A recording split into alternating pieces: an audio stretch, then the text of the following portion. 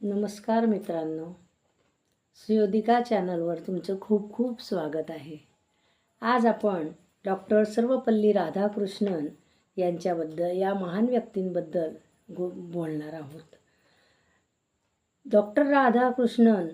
Doctor Sarvepalli Radhakrishnan यांचा जन्म 5 September 1888 रोजी झाला होता. त्यांचा जन्म तामिळनाडूमधील तिरुत्ताणी येथे झाला. लहानपणापासूनच त्यांना शिक्षणाची खूप आवड होती. त्यांनी तत्त्वज्ञानाचा सखोल अभ्यास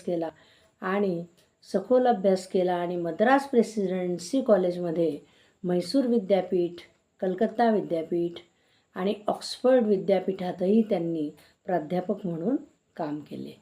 स्वातंत्र्यानंतर ते भारताचे पहिले उपराष्ट्रपती होते आणि ते 1962 ते 1967 या कालावधीमध्ये भारताचे दुसरे राष्ट्रपती म्हणून सेवा करत होते.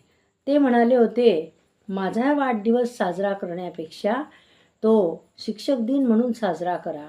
म्हणूनच 5 सप्टेंबर हा दिवस आपण शिक्षक दिन म्हणून साजरा करत असतो. देशभरामध्ये आपण 5 सप्टेंबरला शिक्षकांचा गौरव करतो आणि शाळांमध्ये हा दिवस आपण साजरा करतो. हा दिवस शिक्षक दिनच्या सोबतच त्यांच्या कार्याची सुद्धा दखल आपल्याला देतो. त्यांच्या कार्याची दखल घेऊन 1954मध्ये भारत सरकारने त्यांना भारतरत्न हा सर्वोच्च नागरी सन्मान दिलेला होता.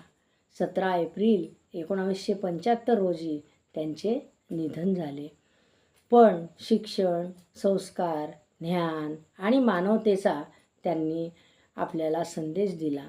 तो आजही लाखो लोकांना प्रेरणा देतो.